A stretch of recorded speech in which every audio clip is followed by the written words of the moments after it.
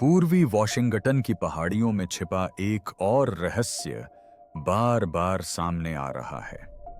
एक अथाह गड्ढा जिसे अलौकिक शक्तियों का मार्ग माना जाता है।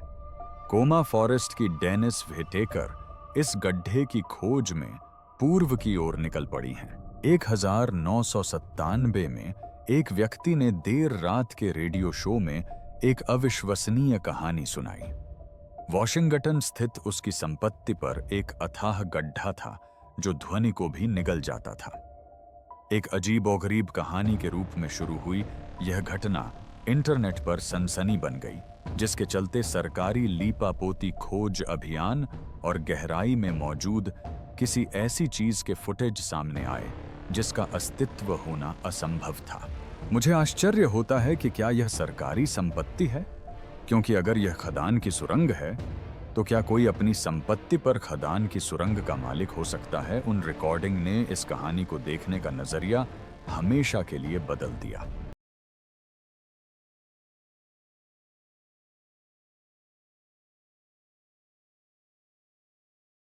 वो कॉल जिसने सब कुछ बदल दिया। इसकी शुरुआत देर रात रेडियो पर एक आवाज से हुई। 21 फरवरी 1997 पूरे देश में प्रसारित होने वाला सुबह का रेडियो कार्यक्रम, जहां अनिद्रा से पीड़ित और जिज्ञासु लोग यूएफओ, रहस्यमयी जीवों और सरकारी साजिशों के बारे में सुनने के लिए इकट्ठा होते थे। आर्ट बेल कार्यक्रम की मेजबानी कर रहे थे। तभी मेल वॉटर्स नाम के एक व्यक्ति ने फोन उठाया। देर रात के रेडियो के दिग्गज आर्ट बेल, जिन्होंने अंतर्राष्ट्रीय स्टार बनने से पहले लास वेगास के एक रेडियो स्टेशन से अपने करियर की शुरुआत की थी। उनकी आवाज शांत, संयमित और कुछ ज्यादा ही सहज थी। जो वे बताने वाले थे उसके विपरीत। मेल किसी को डराने के लिए फोन नहीं कर रहा था, न ही वह मशहूर होना चाहता था या कोई किताब बेचना चाहता था। वह वॉशिंगटन के एलेंसबर्ग के पास स्थित अपनी जमीन के बारे में बात करना चाहता था। उस जमीन में एक समस्या थी।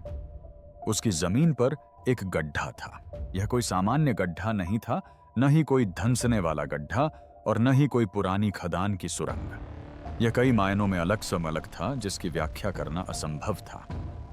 यह गड्ढा उनकी 9 एकड़ की संपत्ति के एक सुनसान कोने में स्थित था, जो झाड़ियों और पेड़ों से आंशिक रूप से छिपा हुआ था। मेल ने बताया कि वह हफ्तों से उसमें मछली पकड़ने का कांटा डाल रहा था ताकि तल का पता लगा सके। मेल का बनाया हुआ यह गड्ढा एक जटिल और बेहद दिलचस्प रहस्य है। उसने 80 पाउंड टेस्ट वाली कांटा इस्तेमाल की, जो गहरे समुद्र में मछली पकड़ने वाले मछुआरे मार्लिन और शार्क जैसी मछलियों को पकड़ने के लिए इस्तेमाल करते हैं। उसने वजन बांधे उन्हें सावधानी से नीचे उतारा और रस्सी को अंधेरे में गायब होते देखा। 15 मील। उसका दावा था कि रस्सी इतनी दूर तक गई थी, फिर उसने हार मान ली। 80,000 फीट से भी ज्यादा सीधा नीचे। कभी जमीन से नहीं टकराया, कभी प्रतिरोध महसूस नहीं हुआ। उसने कभी कोई आवाज नहीं की। वह इसका इस्तेमाल करने वाला पहला व्यक्ति भी नहीं था। स्थानीय लोग दशकों से इस गड्ढे के बारे में जानते थे। वे कम से कम 1960 के दशक से इसे एक सुविधाजनक कचरा फेंकने की जगह के रूप में इस्तेमाल कर रहे थे। पुराने रेफ्रिजरेटर, वॉशिंग मशीन, कूड़ा कचरा, निर्माण का मलबा। कुछ पशुपालकों ने तो यहां तक स्वीकार किया कि वे मरे हुए पशुओं को भी वहीं फेंक देते थे। मवेशी, घोड़े, भेड़ें, सब कुछ खामोशी से नीचे गिर गया। न कोई धमक, न कोई गूंज, न कोई छपछपाहट, बस सन्नाटा। उस गड्ढे ने ध्वनि को भी निगल लिया। केवल एक खाली सन्नाटा छा गया, जो सीने में अजीब सा महसूस हो रहा था। लेकिन यह सन्नाटा तो बस शुरुआत थी। कुत्ते उसके पास नहीं जाते थे। मेल के पास 2 जर्मन शेफर्ड कुत्ते थे, जिन्हें उस जगह की सैर करना बहुत पसंद था। लेकिन वे उस खुले हिस्से से 20 फीट दूर रुक जाते और आगे जाने से मना कर देते। 2 सफेद ब्लॉक दिखाई दे रहे थे, जो मेल की संपत्ति के बताए गए स्थान सहित कई क्षेत्रों को ढके हुए थे। वे रोते अपनी पट्टियां खींचते और आंखों में घबराहट के भाव लिए पीछे मुड़कर देखते। पक्षियों ने उसके ऊपर से उड़ने से इनकार कर दिया। कौवे और बाज हवा में ही अपने उड़ान पथ बदल लेते थे। मानो कोई अदृश्य बाधा हो, वे उस स्थान के चारों ओर चक्कर लगाते थे।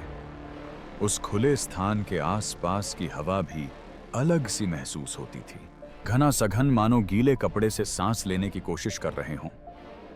मेल ने कहा कि ऐसा लग रहा था जैसे वातावरण अपनी सांस रोककर किसी ऐसी चीज का इंतजार कर रहा हो जो कभी नहीं आई। उसने घर में बने औजारों से इसे नापने की कोशिश की। रस्सी से बंधे भारी पत्थर, भारित जंजीरें, धातु की छड़ें। एक बार तो पुरानी कार की बैटरी भी इस्तेमाल की, कुछ भी काम नहीं आया। गड्ढा इतना गहरा था कि उसके पास जो भी सामान था उससे नापना नामुमकिन था। हर कोशिश का नतीजा एक ही होता था, मीलों लंबी रेखा अंधेरे में गायब हो जाती थी और वही बेचैनी भरी अनुभूति उसकी रीढ़ की हड्डी में सिहरन पैदा कर देती थी।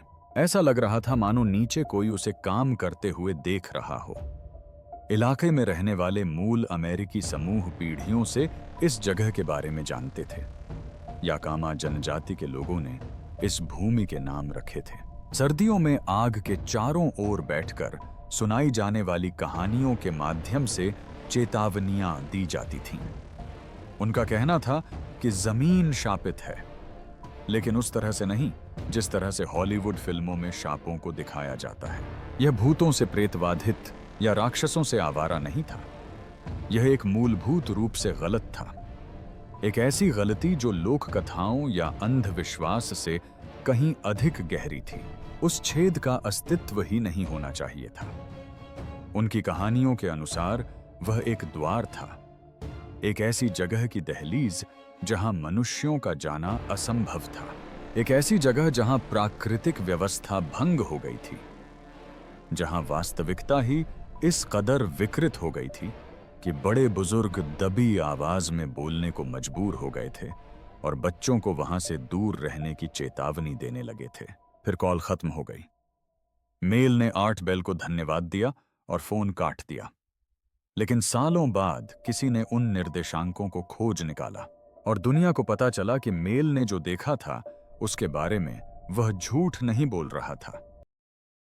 जब विज्ञान ने असंभव को संभव बताया तो विशेषज्ञों ने तुरंत कार्रवाई की। मेल की कहानी जैसे ही कोस्ट टू कोस्ट AM के श्रोताओं से आगे बढ़कर भूविज्ञान विभागों और भौतिकी मंचों तक पहुंची, वैज्ञानिकों ने इसे गलत साबित करने के लिए मोर्चा संभाल लिया।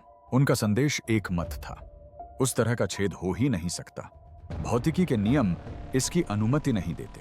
पृथ्वी की पपड़ी इसे सहन नहीं कर पाएगी। M1T के भूभौतिक विज्ञानी डॉ. जेराल्ड सिमन्स, जिन्होंने 30 वर्षों तक भूपर्पटी संरचनाओं का अध्ययन किया था, इस बात को सार्वजनिक रूप से कहने वाले पहले लोगों में से एक थे। उन्होंने इसे सरल शब्दों में समझाया। आप जितनी गहराई में जाएंगे, तापमान उतना ही बढ़ता जाएगा। औसतन हर किलोमीटर नीचे जाने पर तापमान लगभग 25 डिग्री सेल्सियस बढ़ जाता है। यही भूतापीय प्रवणता है जिसे हर महाद्वीप में मौजूद बोरहोल में मापा और सत्यापित किया गया है। लेकिन गर्मी तो बस शुरुआत है। इतनी गहराई में चट्टानें स्थिर नहीं रहती, वहां दबाव बहुत अधिक हो जाता है। लाखों वर्षों तक संकुचित रहने से खनिज अलग तरह से व्यवहार करने लगते हैं। वे ठंडे शहद की तरह बहने लगते हैं।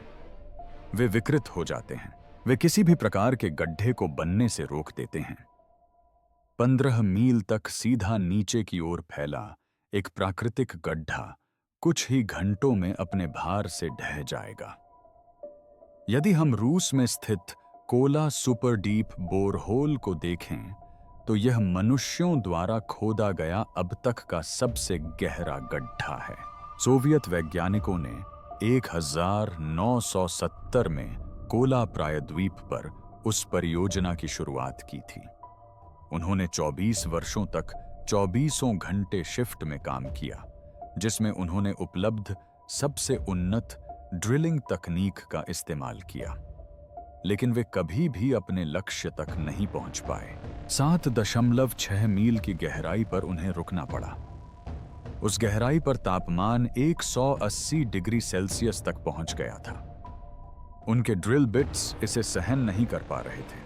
चट्टान प्लास्टिक जैसी लगभग तरल अवस्था में बदल गई। यह ड्रिल बिट के पीछे ऐसे बंद हो जाती थी जैसे कोई घाव भरने की कोशिश कर रहा हो। फिर भी मेल ने दावा किया कि उसने अपने पिछवाड़े में एक छेद में 15 मील लंबी मछली पकड़ने की लाइन डाली, जिसके लिए उसने केवल एक पुली और रस्सी का इस्तेमाल किया।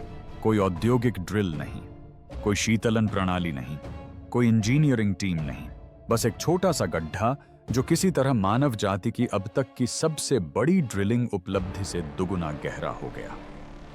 जब भूवैज्ञानिकों ने यह सुना तो वे हंस पड़े। लेकिन अगर विज्ञान इतना स्पष्ट था तो सरकार ने इसे अनदेखा क्यों नहीं किया?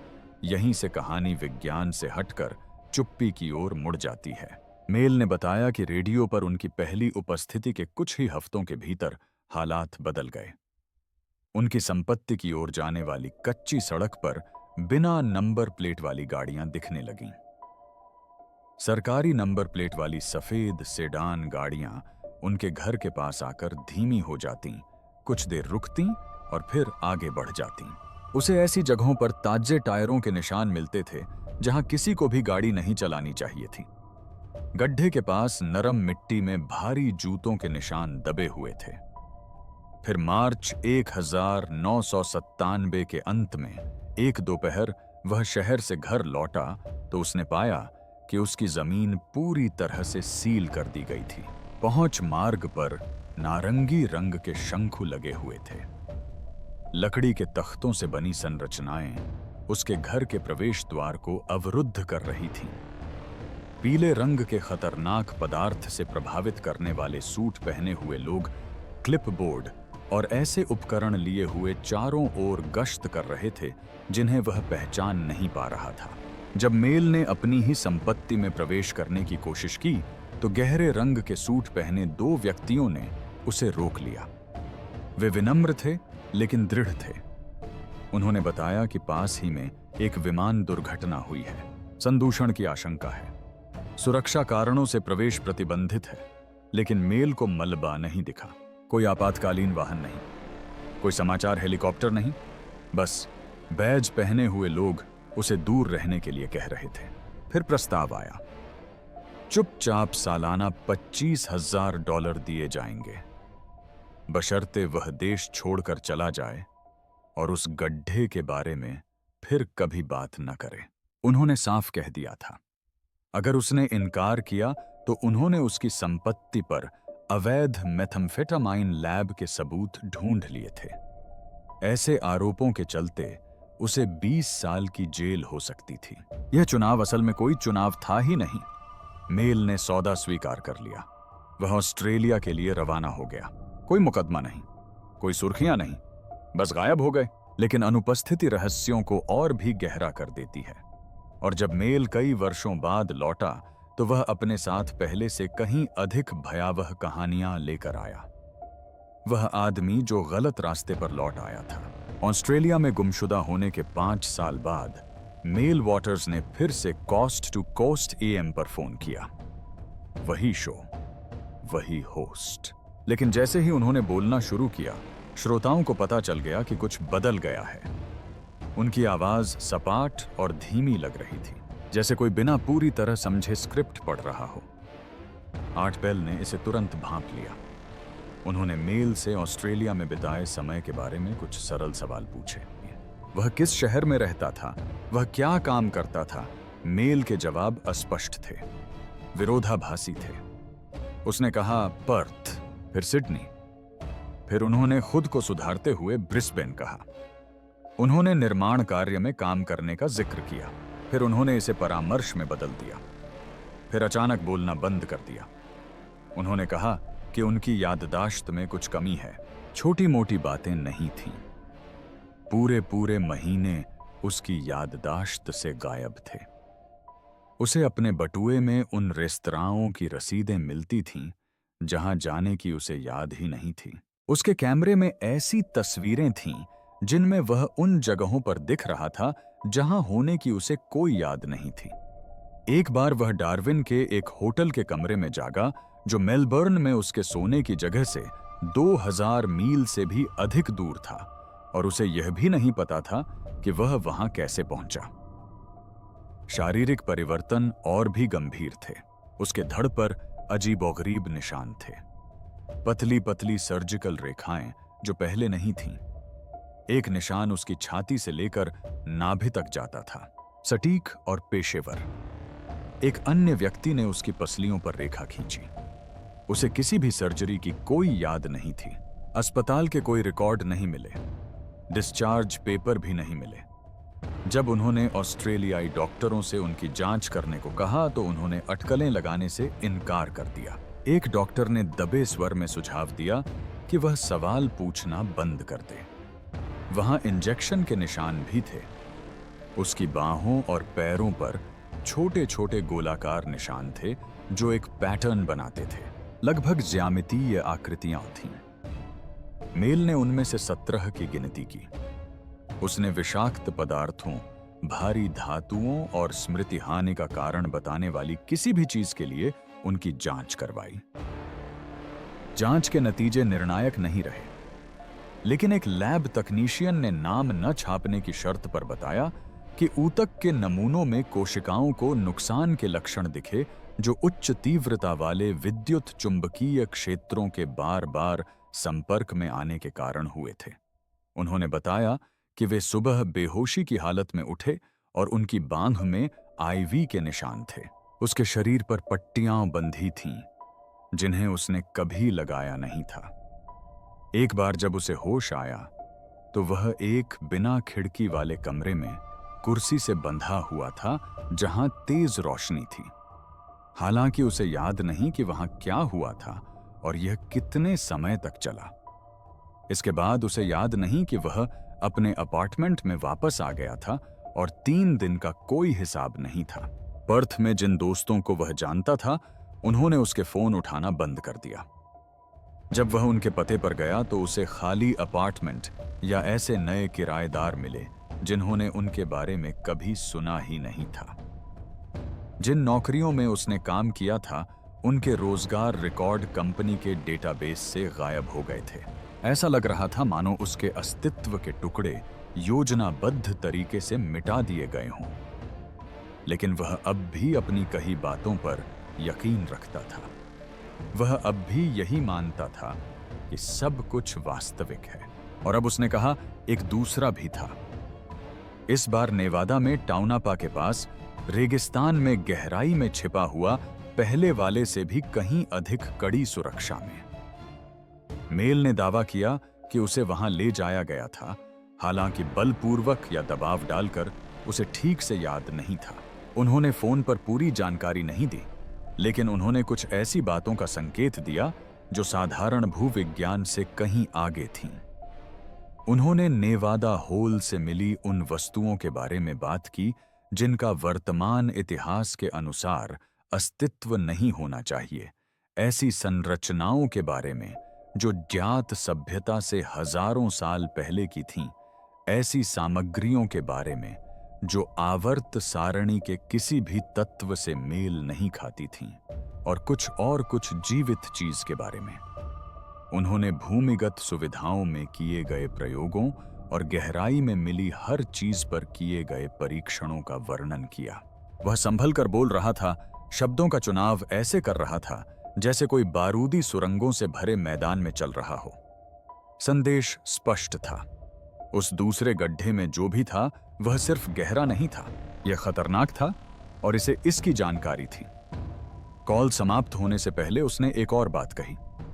उसने कहा कि अमेरिका के बाहर कहीं तीसरा छेद हो सकता है, ऐसी जगह पर जिसका नाम वह नहीं बता सकता या बताना नहीं चाहता। उन्होंने सुझाव दिया कि वॉशिंगटन और नेवादा में जो कुछ मिला है वह किसी बहुत बड़ी, बहुत पुरानी और कहीं अधिक व्यापक घटना की शुरुआत मात्र है जिसका किसी ने अनुमान भी नहीं लगाया था। तभी कॉल अचानक कट गई। मेल ने आर्ट बेल को धन्यवाद दिया और फोन काट दिया। वह फिर गायब हो गया, इस बार हमेशा के लिए। फिर इंटरनेट सक्रिय हुआ और एक पूरी नई पीढ़ी ने ऐसे सवाल पूछना शुरू कर दिया जिनका जवाब सत्ता में बैठे किसी भी व्यक्ति को नहीं देना था। वे निर्देशांक जिनका अस्तित्व ही नहीं होना चाहिए। कई सालों तक मेल की कहानी पुराने फोरम थ्रेड्स और देर रात के रेडियो आर्काइव्स में दबी रही। फिर 2019 में कुछ बदल गया। डेप्थ वॉकर 33 नाम के एक यूजर ने पैरानॉर्मल इन्वेस्टिगेशन बोर्ड पर एक पोस्ट किया। हमें यह मिल गया। साथ में सैटेलाइट इमेज और जीपीएस कोऑर्डिनेट भी संलग्न थे। मेटाडेटा से पता चला कि इन्हें 2018 के अंत में लिया गया था। यह स्थान वॉशिंगटन के मनास्टैश रिज के पास एलेनसबर्ग से लगभग 40 मील उत्तर पश्चिम में कैस्केड पहाड़ियों की तलहटी में स्थित बताया गया था, जहां मेल ने अपनी संपत्ति होने का दावा किया था। तस्वीरों में मीलों तक घना जंगल, पोंडरोसा पाइन डगलस फर और घनी झाड़ियां दिखाई दे रही थीं। लेकिन एक फ्रेम के ठीक बीच में एक अनोखी चीज थी। लगभग 60 फीट व्यास का एक बिल्कुल गोलाकार खुला मैदान जो पूरी तरह से वनस्पति रहित था। न पेड़, न घास, न झाड़ियां, यहां तक कि काई या लाइकेन भी नहीं। जो बात इसे और भी अजीब बनाती थी वह थी इसकी बनावट। जब उपयोगकर्ताओं ने जूम इन किया और कंट्रास्ट को समायोजित किया तो वह खुला मैदान नंगी जमीन जैसा नहीं दिख रहा था। ऐसा लग रहा था मानो जमीन ही गायब हो गई हो। आसपास के इलाकों में दोपहर की धूप का कोण स्पष्ट होने के बावजूद उस पर कोई छाया नहीं पड़ रही थी। वहां कोई प्राकृतिक संरचना नहीं थी, बस एक खालीपन था जिसे उपग्रह इमेजिंग ठीक से नहीं दिखा पा रही थी। कुछ ही घंटों में शौकिया मानचित्रकारों ने मेल द्वारा 1997 में किए गए कॉल में दिए गए अस्पष्ट विवरणों के साथ निर्देशांकों का मिलान किया। उन्होंने बताया था कि वे एलेनसबर्ग से लगभग 8 मील दूर एक पुरानी लकड़ी काटने वाली सड़क के पास थे, जिसका उपयोग 1980 के दशक से नहीं किया गया था, कहा। उन्होंने पूर्व दिशा में एक पर्वत श्रृंखला और पश्चिम दिशा में एक मौसमी नाले का वर्णन किया था। निर्देशांक पूरी तरह से मेल नहीं खा रहे थे, लेकिन इतने करीब थे कि चिंताजनक लग रहे थे। फिर उपयोगकर्ताओं ने कुछ ऐसा देखा जिससे चर्चा में जबरदस्त उछाल आ गया। किसी ने गूगल अर्थ पर वही निर्देशांक देखे। इलाका धुंधला था, सिर्फ पिक्सेलेटेड नहीं, बल्कि जानबूझकर उसी तकनीक से छिपाया गया था जिसका इस्तेमाल सैन्य प्रतिष्ठानों को छिपाने के लिए किया जाता है।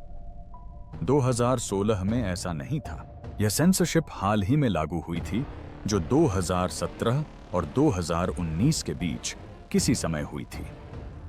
उसी दौरान उसी उपयोगकर्ता ने दोबारा पोस्ट किया। वे निगरानी करने वालों पर भी नजर रख रहे हैं। अगर आप इन निर्देशांकों को सहेजते हैं तो इनकी प्रतियां बना लें।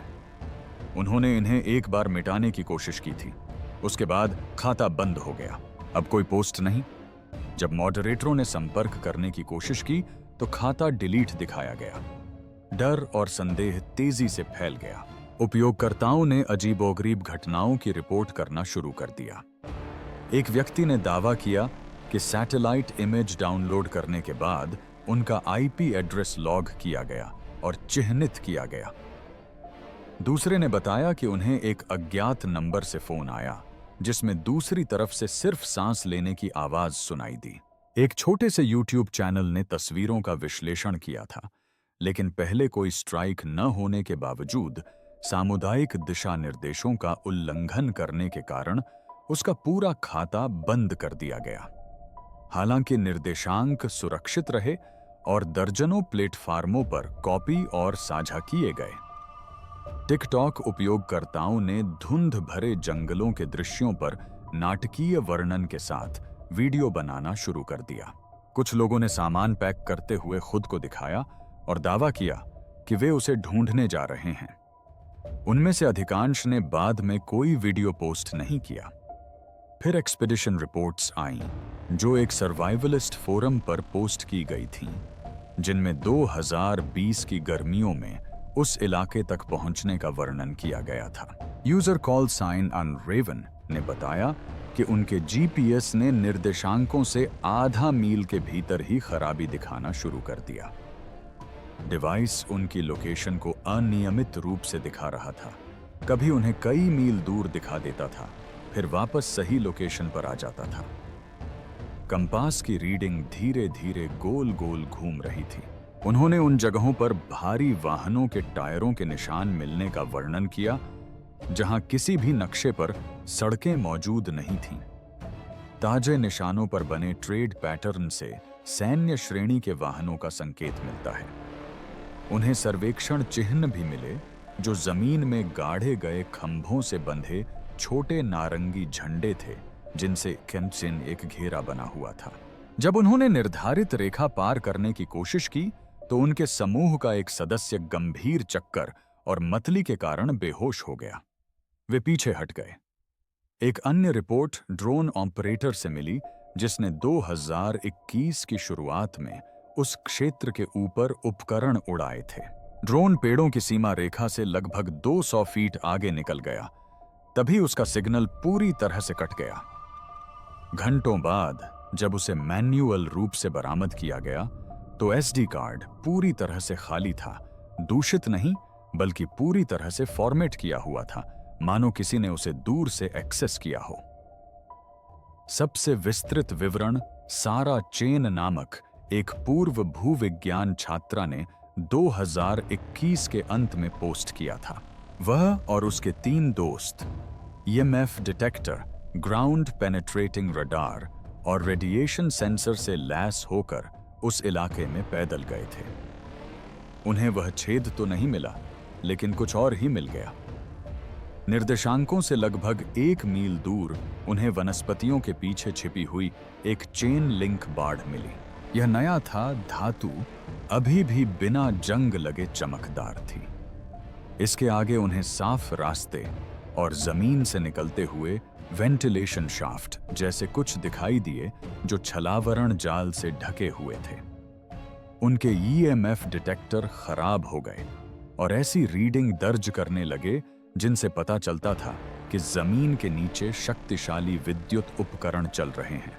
जब उन्होंने तस्वीरें लेने की कोशिश की तो उनके तीनों फोन एक साथ बंद हो गए और 2 मील दूर पैदल चलने तक दोबारा चालू नहीं हुए। पोस्ट में सारा के आखिरी शब्द रोंगटे खड़े कर देने वाले थे। बाहर जो भी खतरा है वे उसे अब छिपा नहीं रहे हैं, वे इसकी रक्षा कर रहे हैं और इसका विस्तार कर रहे हैं। फिर 2023 में एक समूह ने फैसला किया कि वे सिर्फ छेद की खोज नहीं करेंगे, बल्कि उसके अंदर भी देखेंगे। अज्ञात की ओर प्रस्थान। उन्होंने खुद को एबिस प्रोजेक्ट नाम दिया। 5 लोग जिन्होंने वर्षों तक रहस्यों का पता लगाने में बिताए थे, लेकिन इस बार वे नौसिखिया नहीं थे। मार्कस चेन एक पूर्व एयरोस्पेस इंजीनियर थे जिन्होंने गहरे समुद्र में चलने वाली पनडुब्बियों पर काम किया था। राहिल वॉस ने भूवैज्ञानिक विसंगतियों पर विशेषज्ञता हासिल करते हुए 1 दशक तक वृत्तचित्र निर्माता के रूप में काम किया था। अन्य 3 डेविड कुमार, लिसा ट्रैन और जेम्स रॉड्रिगेज ड्रोन तकनीक, थर्मल इमेजिंग और डेटा विश्लेषण में विशेषज्ञता रखते थे। वे 8 महीनों से इस अभियान की योजना बना रहे थे। हर रिपोर्ट, हर अफवाह और पिछले प्रयासों से मिले हर अधूरे विवरण का अध्ययन कर रहे थे। उन्हें जीपीएस की खराबी चक्कर आने की समस्या और उपकरणों की विफलता के बारे में पता था। उन्होंने इन सब के लिए तैयारी कर रखी थी। मार्कस ने इस मिशन के लिए खास तौर पर एक ड्रोन बनवाने में अपने $40,000 खर्च किए थे। यह उपकरण असाधारण था। टाइटेनियम फ्रेम पर निर्मित यह 20,000 फीट पानी के नीचे के दबाव के बराबर दबाव झेल सकता था। कैमरा सिस्टम में सैन्य स्तरीय कम रोशनी वाले ऑप्टिक्स का उपयोग किया गया था, जिन्हें घोर अंधेरे में गुफाओं की खोज के लिए डिजाइन किया गया था। थर्मल सेंसर तापमान में डिग्री के 100वें हिस्से तक के अंतर का पता लगा सकते थे। रस्सी एयरोस्पेस ग्रेड केबल थी जिसे बिना टूटे अत्यधिक तनाव झेलने के लिए डिजाइन किया गया था। वे 14 अक्टूबर 2023 को सुबह के घने कोहरे की आड़ में पैदल चलकर घटनास्थल पर पहुंचे।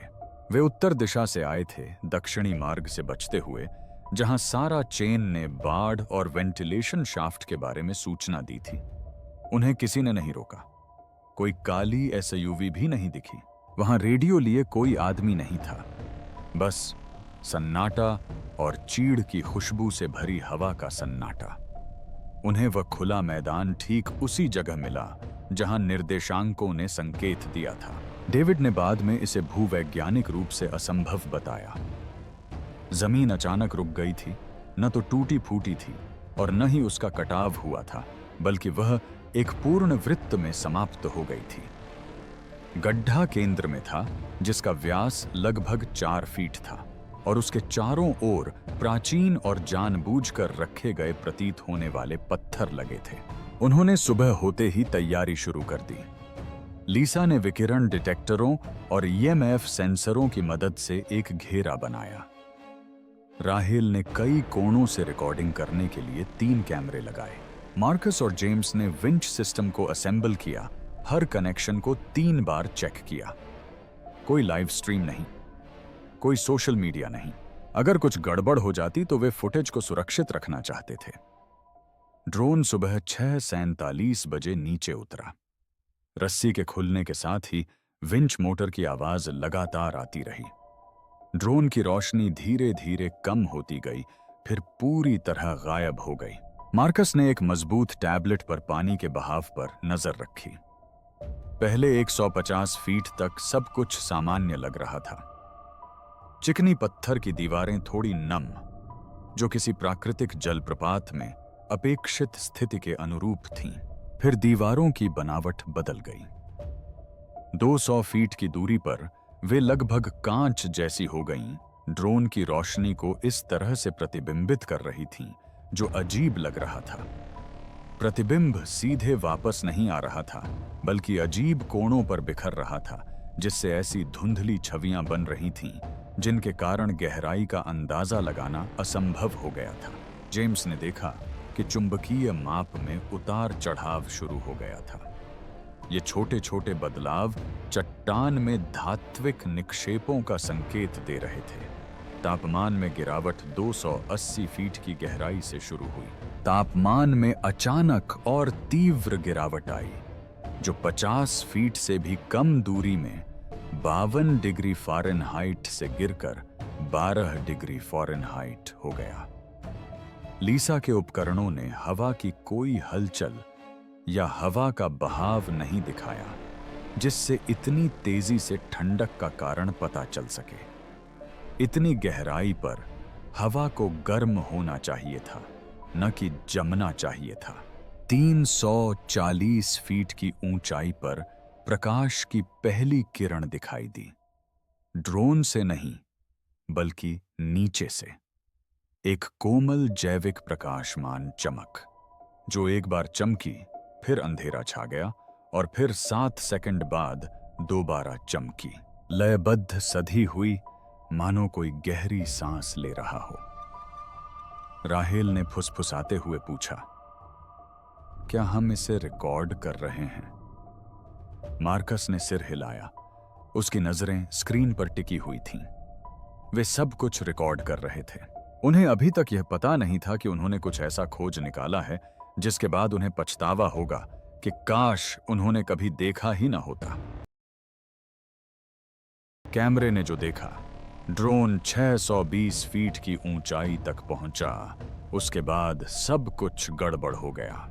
मार्कस ने डेटा स्ट्रीम को रियल टाइम में सहेज लिया और सावधानी के तौर पर इसे 3 अलग अलग हार्ड ड्राइव पर सीधे रिकॉर्ड कर लिया।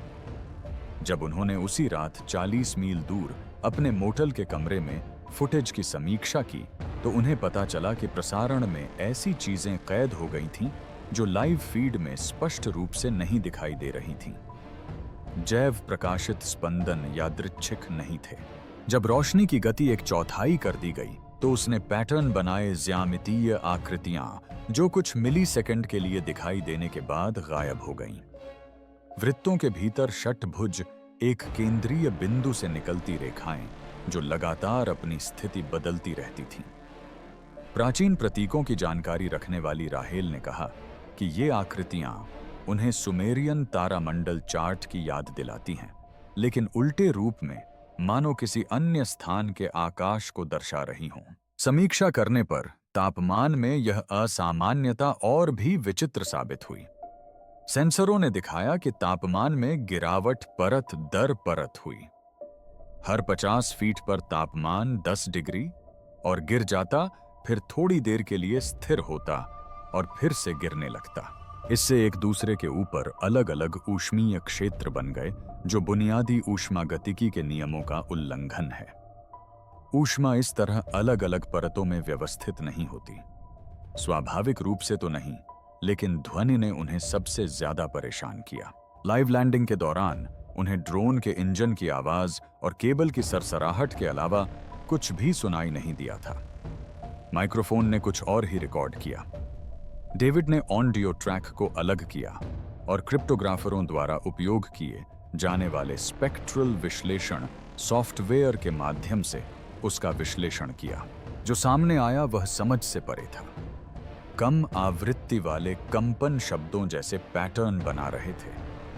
न तो अंग्रेजी न ही कोई ऐसी भाषा जिसे वे पहचानते हों, लेकिन फिर भी यह एक संरचित संचार था। अक्षर क्रम से दोहराए गए। 3 ध्वनियां विराम 7 ध्वनियां विराम फिर 3। राहेल ने ध्वनियों को ध्वन्यात्मक रूप से दोहराने का प्रयास करते हुए अपनी रिकॉर्डिंग की। जब उसने वीडियो को दोबारा चलाया तो कमरे में मौजूद सभी डिवाइस एक साथ खराब हो गए। उसके लैपटॉप की स्क्रीन झिलमिलाने लगी। मार्कस का फोन रीब्यूट हो गया। मोटल का टेलीविजन अपने आप चालू हो गया, लेकिन उस पर सिर्फ स्टैटिक अस्पष्ट दिखाई दे रहा था। उन्होंने उसे दोबारा चलाने की कोशिश नहीं की। वह आकृति 582 फीट की दूरी पर दिखाई दी।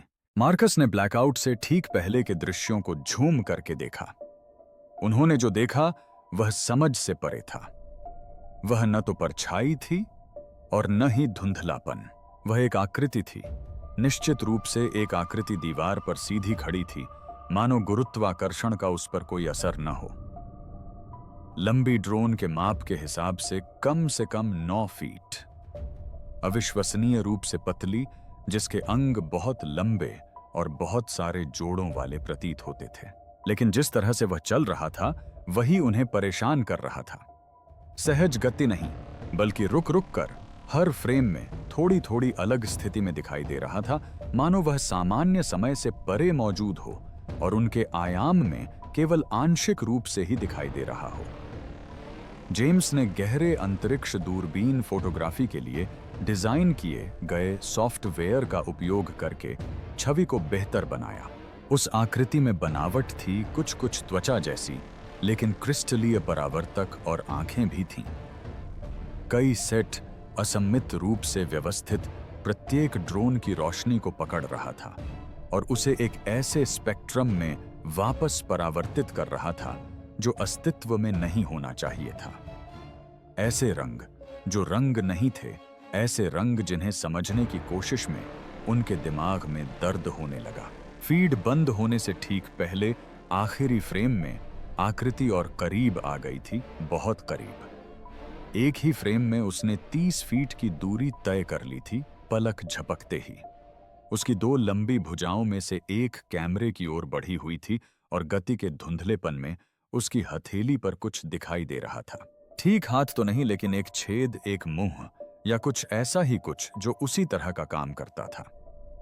फिर अंधेरा छा गया, सिग्नल पूरी तरह से गायब हो गया। जब उन्होंने 2 दिन बाद बैकअप रिकवरी सिस्टम का उपयोग करके ड्रोन को बरामद किया तो वह 620 फीट की बजाय 200 फीट नीचे मिला। बाहरी आवरण में दरार थी। अत्यधिक गर्मी के संपर्क में आने के कारण आंतरिक घटक आपस में चिपक गए थे, हालांकि बाहरी भाग पाले से ढका हुआ था। एसडी कार्ड गायब था, क्षतिग्रस्त या खराब नहीं हुआ था। सर्जरी द्वारा निकाला गया। किसी ने या किसी चीज ने इसे ले लिया था।